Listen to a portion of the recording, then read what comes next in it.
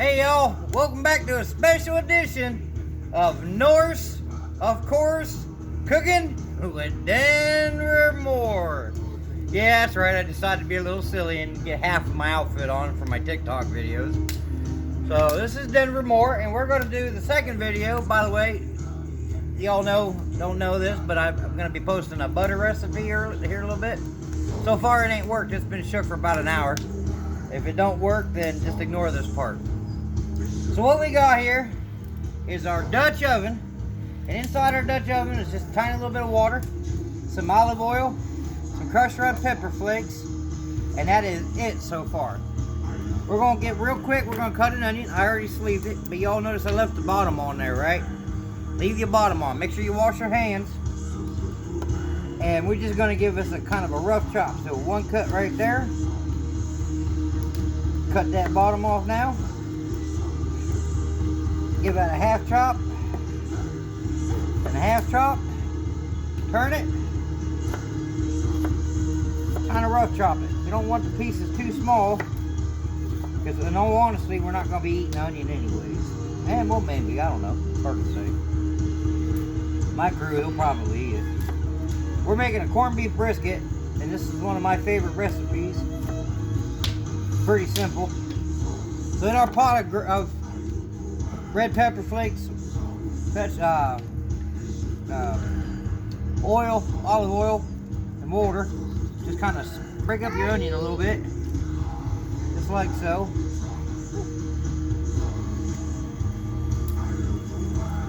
Put your onion in there, just like so. Put a little dolly up of garlic.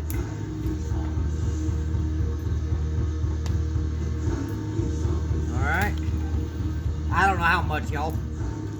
If you know anything about me, you know I do not measure nothing. Oh, I probably ought to say that, disclaimer. If you got small children, I might cuss, and I apologize for that. Viewer's discretion is advised. You just never know what might come out of my mouth. Corned beef brisket comes with a seasoning packet. It's got, well, a bunch of stuff in it, and I'm not 100% sure. I do know it's got peppercorn. That's what gives it its yummy flavor. You just kind of stir it up. You know, I talked about my mom in all my videos and how she's always handing me knives bigger than my pans. Well, what did I do? I went and grabbed a knife. Almost the size of my pan. Look at that. That's a turkey murderer, as we called it back at Thanksgiving. Y'all remember that?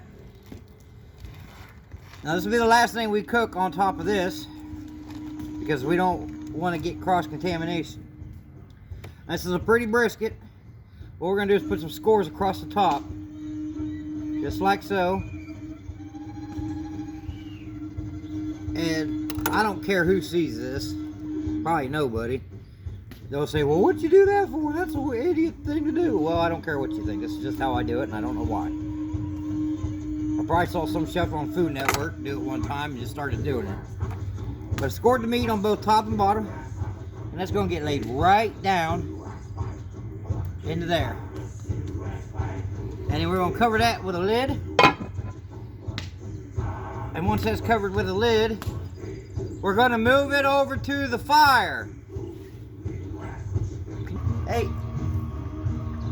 Hey y'all, sorry about that little break right there. This is my granddaughter Briar. She's 2 years old. She just turned 2 the other day. Ain't she pretty? Look at that little face. She's just a little doll baby. Gonna bonk your head. Bonk. So we bring that right on over here to the fire. It goes right up on top, just like so. Grandpa will put that in the fire. It gonna get hot? Yes, it is. Alright, we're gonna bring it right over here. Hey y'all, this is a tripod setup. Here in my backyard. I want to fix this. This is all water junk. Hold on, I got a poker hand on it now. Take a sit right here for a minute. Whew. Trying to have much kids with. I ain't had a kid in a long time. Alright.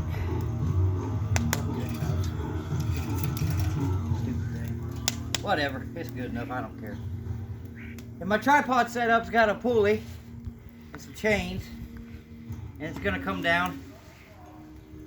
And I'm gonna just like so. That might be right there, about like so.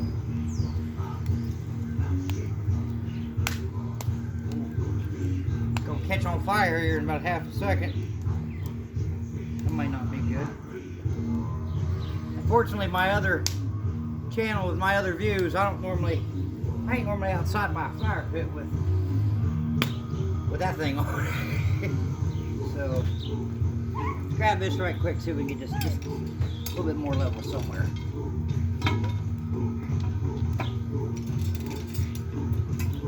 Yeah, that's much better. Alright. We're just gonna bring that down just a hair more.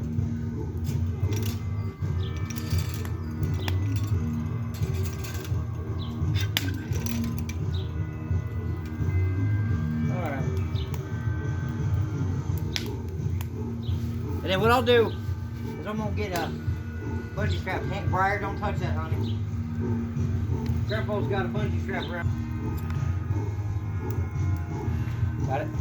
Alright, y'all, so I'll put that bungee strap right on there like so. Up a little high. It ain't gotta be super tight. It's just, mine's a little off center. I ain't had a chance to level it this way yet this year. But this is now gonna cook for about 4 hours. And one of the things I'm going to do, right at the very end, about half an hour into the end of the cooking process, Skull, by the way. Don't worry, y'all, it ain't alcohol. It's actually a monster. Is I'm going to drop one of them bouillon cubes. Bouillon. I think one of my favorite TikTok creators, he says bouillon.